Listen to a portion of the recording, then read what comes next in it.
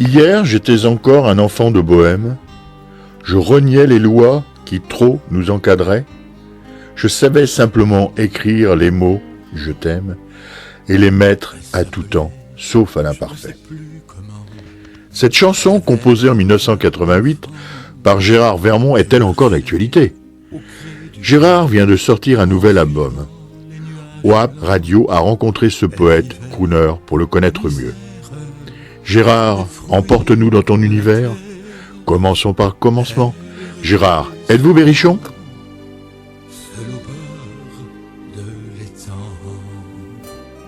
Bonjour Gérard. Bonjour mon ami Georges. Alors je vais te poser quelques questions pour que les auditeurs te connaissent un peu mieux. Bon, vers quel âge as-tu débuté dans la chanson? Alors j'ai commencé à écrire des chansons et à composer bien sûr, j'avais 15 ans, ça devait être en 1964, 65, et ça s'est fait bizarrement parce que j'étais vraiment pas destiné à ça, je refusais d'apprendre la musique quelques années plus tôt.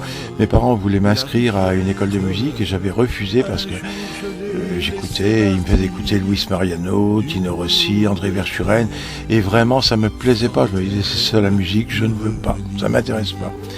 Et puis en 1962, j'étais en train de bricoler à la maison et il y avait la radio qui diffusait quelque chose qui m'a vraiment assis, parce que j'étais debout alors donc ça m'a assis.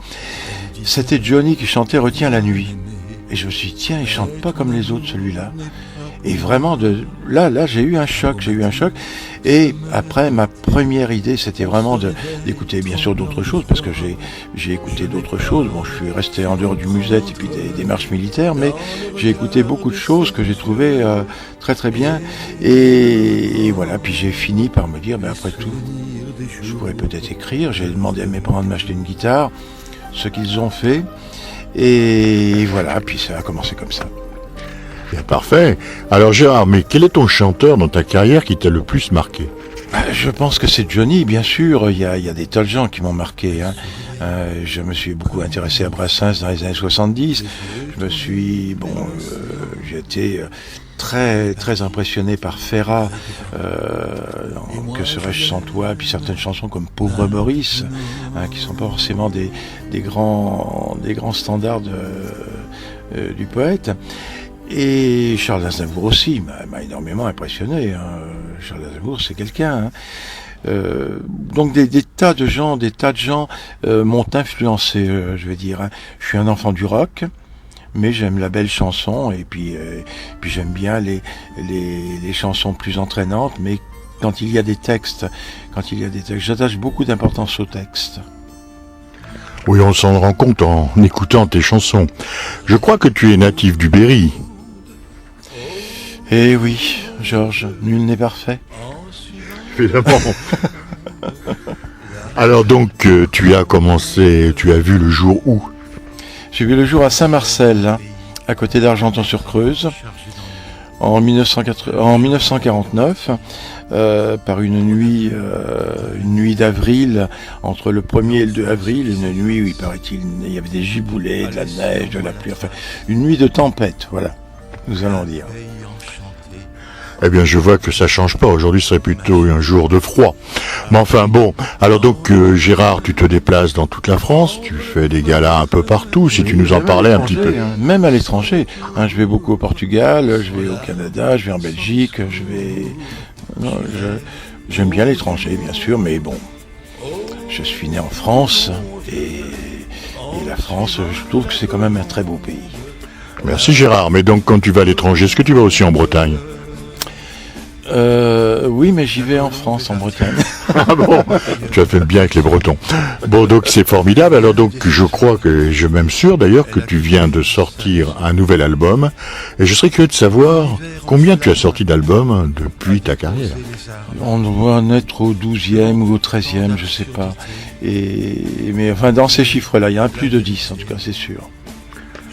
Il faut le faire. Alors donc, tu vas nous parler un petit peu donc de tes prochains galas, mais on y reviendra en live un de ces vendredis, donc on va pas trop approfondir ce sujet. Oui, bon, j'ai quelque chose qui est assez proche, c'est le 11 février à la médiathèque de Châteauroux, entre 15h30 et 18h30. Je vais donner un concert de belles chansons, parce que la Saint-Valentin, bon, ça sera le week-end de la Saint-Valentin, puisque c'est le week-end d'avant la Saint-Valentin, et je pense qu'il y aura pas mal de manifestations.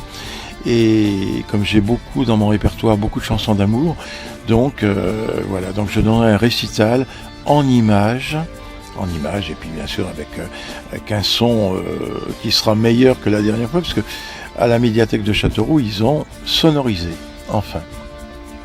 Merci Gérard, mais une question qui m'a été posée, car on connaît notre amitié, et donc tu as fait un don, je pense à la mairie ou à la médiathèque, d'une collection assez impressionnante. Si tu pouvais nous en parler et dire si on peut y aller.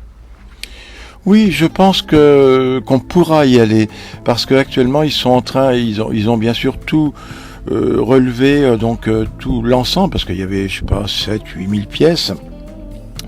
Ils ont donc tout répertorié, tout chiffré, et là actuellement ils sont en cours de classement, et je pense, et j'insiste d'ailleurs pour ça, qu'ensuite il y aura un espace qui sera réservé à cette collection, à laquelle je tiens énormément, et c'est pour ça que je ne voulais pas, on est tous des mortels, et je me suis dit à ma mort, ça va disparaître dans les caves, les greniers, ou comme ça, donc c'est la raison pour laquelle j'ai fait ce don.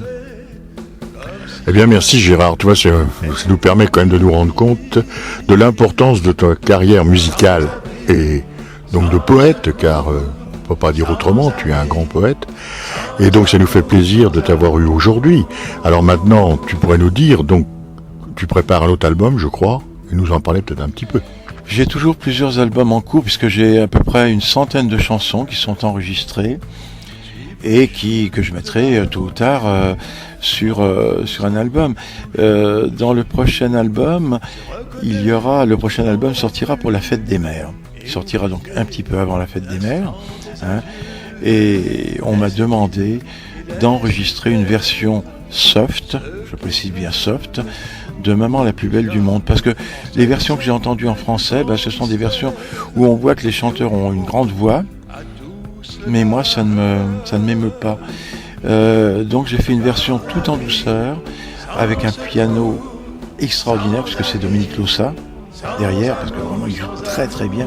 Il a trouvé un arrangement piano-violoncelle qui me plaît beaucoup, et qui donne à la chanson un autre style, parce que on est habitué aux grandes voix. Vincent Niclot, dans cette chanson, on ressent qu'il a une grande voix. Et moi, on sent pas une grande voix, mais on ressent, je pense, quelque chose, parce que vraiment, j'y ai mis tout mon cœur. Et donc, il y aura un album avec cette chanson, avec une vingtaine d'autres chansons, comme Mamina de Pascal Danel, comme Mamie de Jacques Higelin, et puis quelques chansons originales, dont je vous réserve la surprise. Merci encore Gérard. Alors, du bon quand même de préciser que tu es auteur, poète, tu écris tes textes, tu fais des musiques. Oui, quand j'étais jeune, parce que c'est vrai qu'aujourd'hui j'en fais beaucoup moins, mais je faisais paroles et musique, bien sûr. Je faisais d'abord les paroles, puisque je m'étais rendu compte que Paul Naref, j'avais vu ça sur Salut le copain, que Paul Naref écrivait d'abord les textes et qu'après il les mettait en musique. C'est vrai que c'est une très très bonne manière, parce que à mes débuts, en 65-66, je faisais d'abord la musique, et après c'était la croix et la bannière pour faire un texte dessus. Alors que le contraire est très confortable. Et voilà, et ce sont des chansons. Bon, bien sûr, il y a des chansons qui sont poétiques, parce qu'il y a des gens qui me disent poète. Bien sûr, j'aime bien. Je suis pas un grand amateur de poésie, mais j'aime bien les beaux textes. Et j'essaie de faire de mon mieux. Lorsque l'on écoute ce que tu fais, on sent que c'est quand même quelque chose de très bien. Et donc, c'est parfait. Est-ce que tu vois quelque chose à ajouter, Gérard ?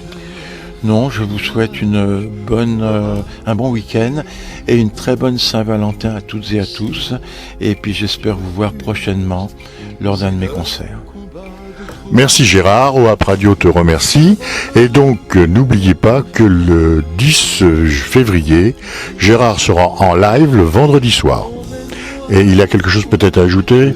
Oui, et le samedi, c'est le lendemain, à la médiathèque de Châteauroux, entre 15h30 et 18h. Je donne un spectacle en images, en son et images bien sûr, avec de très belles chansons que j'ai sélectionnées, que j'ai peiné à sélectionner, parce que quand il faut choisir parmi 200 titres, c'est très difficile. Mais voilà, je serai très heureux que vous veniez nombreux. En avant pour le rêve et suivons notre ami Gérard Vermont. Merci encore Gérard. Merci.